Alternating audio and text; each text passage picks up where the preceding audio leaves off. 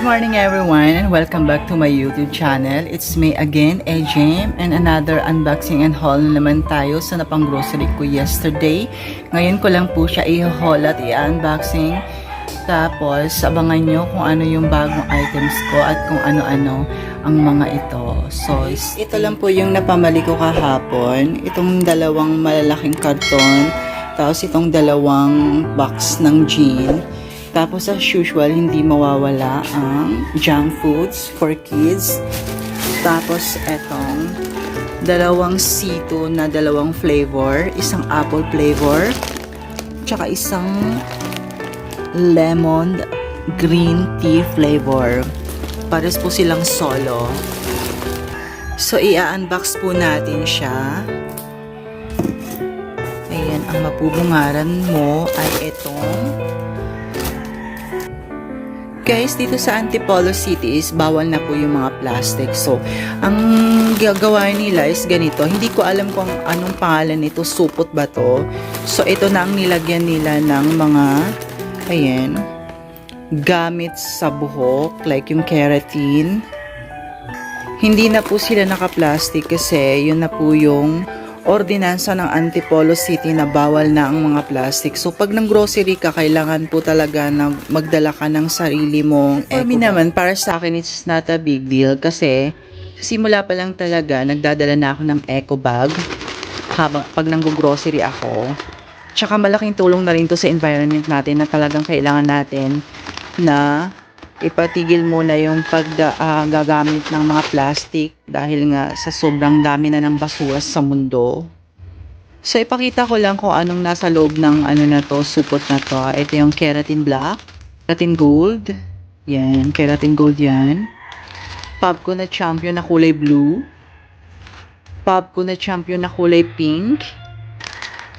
Popco na downy na sunrise fresh.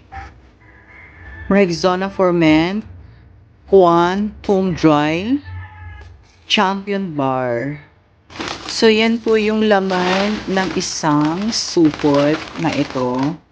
Tapos, straw. Pinagbabawal din to kaso nga lang minsan may mga customer talagang makulit kaya nagbibigay ako. Tapos, another isang supot na naman. So, ang laman nito is cooking oil, 1.5. Dalawa siya, dalawang 1.5. Tapos, Skyflex. Mamacita oyster sauce. Magic syrup. Mang Tomas. Joy dishwashing liquid. 60 ml na Dato Puti vinegar. 60 ml Dato Puti na soy sauce, Amigo macaroni elbow, and then Alaska evaporada. Pag may mga ganito, ginagrab ko na kasi nakakasave ka ng 6 pesos. Nissin cup noodles, seafood flavor, another Alaska evaporada, small. Guys, ito yung bago sa tindahan ko kasi hindi ako nagtitinda nito since may naghahanap. So, na-try ko siyang bilhin. Pero kahapon, pagdating ko, may naghanap na kaya nakabenta na ako ng 3 piraso. Ako kasi guys, tip ko lang, hanggat walang naghahanap sa akin ng mga produkto na wala dito sa loob ng tindahan ko, hindi ako bumibili. Kumbaga, nagre-rely ako sa mga pangangailangan nila. Like for example, ito, may naghanap na sa akin, kaya bumili na ako. Para hindi matenga yung puhunan mo, tsaka iikot yung pera mo dito sa maliit na tindahan. So, yun lang yung tip ko sa inyo. Hanggat walang naghahanap ng isang produkto, huwag kayong bumili. Pero pag may naghahanap na, saka lang kayo bibili. So, yun lang yung akin. Dumidepende po ako sa pangangailangan nila. So, kung laging hinahanap na, ayun, bumibili na ako. So, malaking tulong din yun kasi kahit papano nadadagdagan po yung produkto ko dito sa aking maliit na sari-sari store.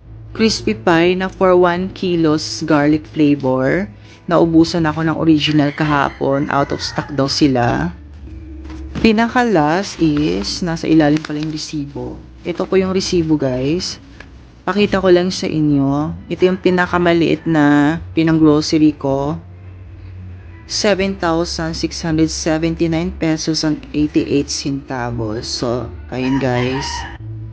Matumal kasi the last week walang masyadong bumibili dito sa tindahan ko. Kaya yan lang po yung napang grocery ko this week. So, dito naman po tayo sa another box.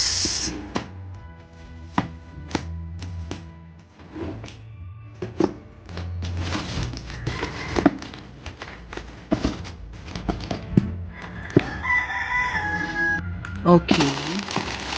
Candies. Pochi. Dalawang max. Sour plum. Pampapopo daw to ng mga bata.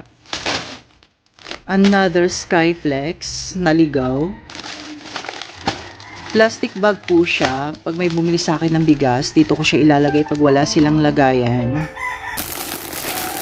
Doughy Donut. Chocolate flavor. Another plastic for 1 kilo para sa bigas. Magic Flex Junior. Greatest White Twin Pack. 5 tay po yan.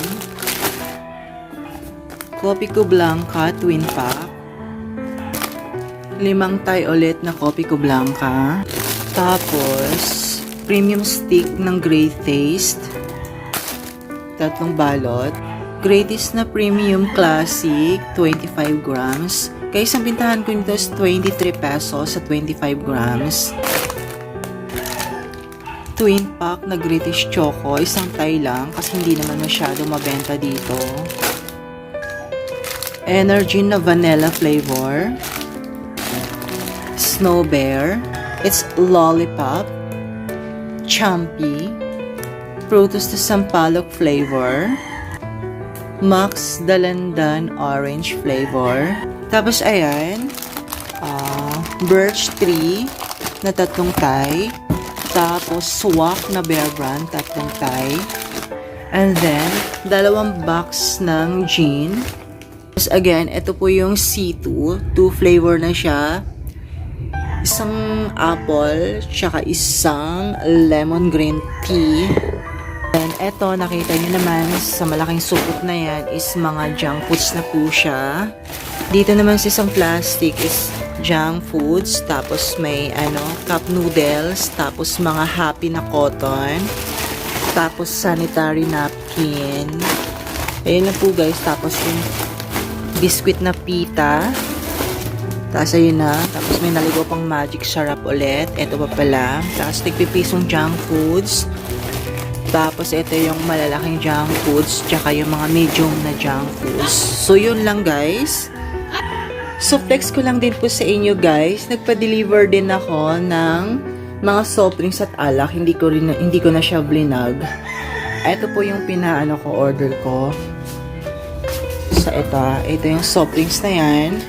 Tapos ito yung maliliit na soft drinks na assorted. Tapos ito po yung alak. Yan po yung pinadeliver ko last 2 days. Hindi ko na siya na-vlog. Tapos may nag-alok sa akin ng uling, which is itatry ko siyang magbenta na ako yung magbabalot-balot kung kaya ko siyang tansyahin at kung talagang kikita ako. So update ko kayo guys kung may tubo ako dito sa isang sakong uling. Tapos itong isang sako na uling na to, ang bigay sa akin nung nagbenta sa akin is 350 peso. Tapos ito naman yung bigas ko. Ito siya, nag-order ako ng 2 sako at kalahati. So nag-order ako ng klase na bigas na to. Yung sinasabi nilang Boko Pandan, pero ibinalik ko sa nag-deliver sa akin. Kasi maraming feedback na hindi daw matigas, ay hindi daw masarap at matigas daw. Tapos mabuhaghag daw. Buti na lang, pinapalitan ko. Tapos pinalitan naman niya. So ito naman yung pinalit niya sa akin. Ayan. So sana okay din siya. Sana wala nang mga customer na magrereklamo. Okay, share ko lang din po sa inyo another unboxing po from Lazada. In-order ko po siya last week. Ngayon ko lang din po siya i-unboxing. Ito po ay hanging strip ulit for my sari-sari store. So, ayan po, it's 177 pesos lang po siya. So, ipakita ko lang din po sa inyo.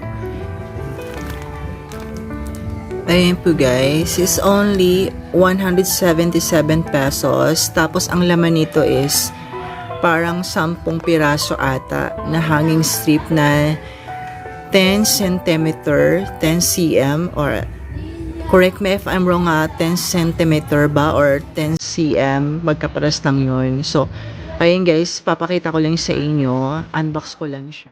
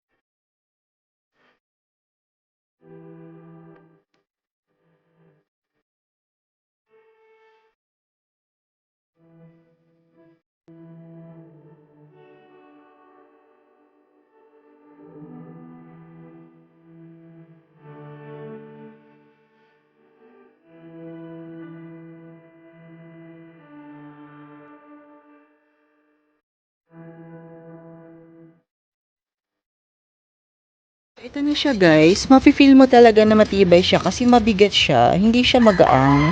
Kaso nga lang, masyado siyang maiksi. Hindi tulad nung ano ko dati. Sa bagay yung dati is, I think 15 cm yung tulad nito. Ito yung ano siguro, 15 centimeters. Tapos ito yung ano ata nila, ilang sentimetro ba to? Basta yun na yun guys. Medyo maiksi siya ngayon, parang 2 junk foods lang ang pwedeng paglagyan niya, hindi tulad nito na pwedeng 3. So, yun lang guys. Masasabi ko na matibay yung hanging strips nila kasi mabigat siya, hindi siya magaang.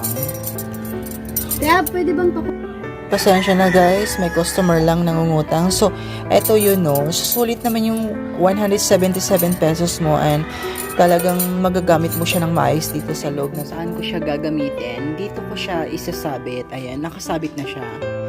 Tapos, dyan paglalagyan ko siya ng mga chichirya, yung medium size. Pakita ko rin sa inyo. Yung ganyan na siya guys. Pwede na siyang maharang sa aking maliit na pintuan sa tindahan. So, magiging ganyan yung kalabasan niya. Much better na rin na talagang may sabitan ako na marami para ma-display ko lahat. Yung mga medium size ko na chichirya, tulad niyan. Mas organized siya kahit pa paano tingnan. So, yung dito, hindi ko pa nailagay. Yung para sa mga malalaking, yung hanging strip para sa malalaking mga junk foods ko. Yung magiging ganyan siya. Ayan. Pakita ko lang sa inyo. Yung status ng tindahan ko pag wala na siyang masyadong laman. Nagiging ganyan na siya. Konti-konti na lang yung laman niya. So, hindi pa ako nakapag-display sa aking mga napamili yesterday. Kaya ayan, wala na rin akong mga candies. Ayun. So, kaya ayan.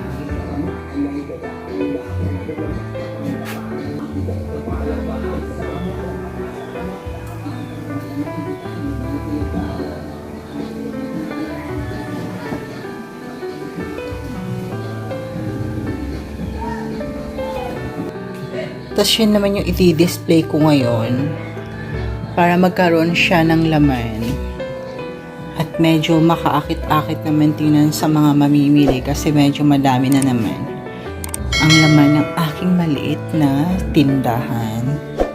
So that's all for today guys. I hope you enjoy to watch my video.